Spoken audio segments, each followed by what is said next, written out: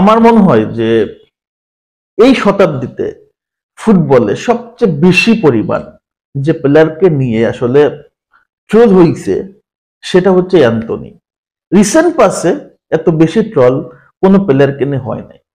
তো আয়াক্সের অ্যান্টনিকে নিয়ে কোনো কোশ্চেন নাই, ম্যানচেস্টার ইউনাইটেডের অ্যান্টনিকে নিয়ে অনেক কোশ্চেন আছে। কারণ কি, 90 মিলিয়ন কোর্চের জায়গাটা কিন্তু 90 মিলিয়ন, তার পারফরমেন্সটা পাশে রাখেন। 90 মিলিয়ন যখন কিনে গেছে, এত বড় একটা অ্যামাউন্টে কিনছে, সো পারফরমেন্স তো ভালো করতে পারে নাই। একটা সেম টাইম ইনজুরি ছিল। তো ওভারঅল মিলে ওই 90 মিলিয়নের প্রেশারটাই আসলে বড় একটা তার কন্ট্রোভার্সি তৈরি করছে, তার একটা বিশাল ট্রোল তৈরি করছে। সো এই সবকিছুর জন্য আসলে কি অ্যান্টনি একাই দায়ী ছিল?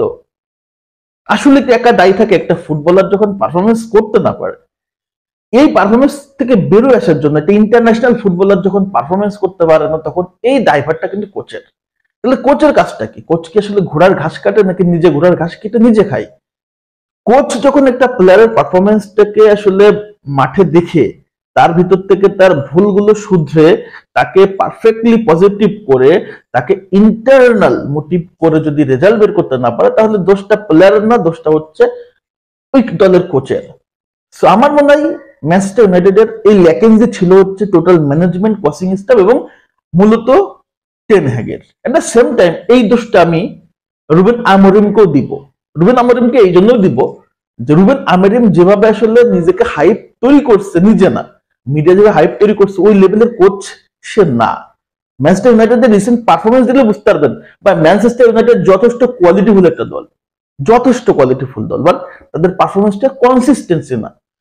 একটা ম্যাচ হারে তো আরেকটা ম্যাচ ড্র করে বা একটা ম্যাচ জিতে, মানে এই রেজাল্টটা কিন্তু কোনোভাবেই আপনি বলতে পারবেন না যে রেগুলারলি একটা ভালো পারফরমেন্স।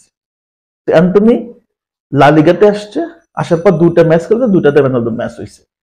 এই যে পারফরমেন্সটা একটা কোচ যখন বুঝবে যে হ্যাঁ আপনার প্রবলেম এখানে, এই প্রবলেম ঠিক করলে আপনি ফর্মে আসবেন, ওই প্লেয়ারটা মেন্টালি যে মানে পেইন থাকে, সে পেইনটা কাটা উঠা রেজাল্টটা নিয়ে আসতে পারে মাঠে, এবং সেই কাজটা করতেছে হচ্ছে বর্তমান রিয়াল বেটিসের কোচ, যার দরুন অ্যান্টনি পরপর দুটা ম্যাচে ম্যান অফ দ্য ম্যাচ হয়েছে। গতকালকে ম্যাচে ম্যান অফ দ্য ম্যাচ হাস্যকর আমার কাছে মনে হয়, সে ম্যান অফ দ্য ম্যাচ হয় না, তারপরে তাকে দেওয়া হয়েছে।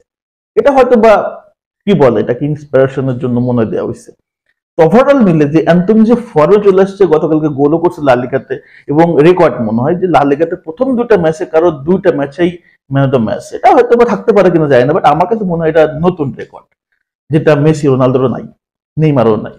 তো এই যে অ্যান্টনি আসছে এবং এই কনফিডেন্টটা, পরপর দুইটা ম্যাচের মধ্যে ম্যাচ, এই কনফিডেন্টটা অ্যান্টনিকে আরো অনেক দূর নিয়ে যাবে, সত্যি কথা বলতে অনেক দূর নিয়ে যাবে। এবং কোচ যেহেতু তাকে স্টার্টিং ইলেভেনে শুরু করাচ্ছে, প্লেইং টাইম দিচ্ছে, সো এটা অ্যান্টনির জন্য একটা বেস্ট, আমি বলবো এই দরকারটাই ছিল। এটা অ্যান্টনির মিটিং ছিল যে perfect care and take care, perfect মানে শেয়ার অ্যান্ড কেয়ার, মানে শেয়ার হচ্ছে তার প্রবলেম গুলো কোচ শেয়ার করবে, তাকে কেয়ার করবে, এই জিনিসটা অ্যান্টনির গ্যাপ ছিল, যার কারণে অ্যান্টনি আলটিমেটলি ট্রোলের শিকার হয়েছে এবং সবচেয়ে বেশি কন্ট্রোভার্সি তৈরি হয়েছে। তো আমি মনে করি অ্যান্টনির এখনো যে কোনো ক্লাবে তার সর্বোচ্চ যদি পারফরমেন্স করে, অনেক কিছু দেওয়ার বাকি আছে। এট দ্য সেম টাইম সে ব্রাজিলেও অনেক কিছু দিতে পারে। আয়াক্সের অ্যান্টনিকে যারা দেখছেন, আপনারা জানেন যে অ্যান্টনি কি লেভেলের স্কিলফুল ফুটবলার ছিল ব্রাজিলে। ব্রাজিলে যদি আপনার রোনালদিনহো নেইমারের পরে ভালো স্কিলফুল ফুটবলার থাকে, অবভিয়াসলি সেটা অ্যান্টনি সান্টোস, কোনো ডাউট নেই। কিন্তু এই স্কিলফুল ফুটবলারটা হারাই গেছিল। সো অবভিয়াসলি নতুন ভাবে ডিসকভার করতেছে আপনার হচ্ছে রিয়াল বেটিস, এবং এই ডিসকভারটা অ্যান্টনির ক্যারিয়ারটা শুধু বাঁচা নাই, অ্যান্টনিকে বাঁচাই দিচ্ছে বিশাল কন্ট্রোভার্সি এবং এই যে মানে কি বলে ক্লাউন গোষ্ঠী থেকে।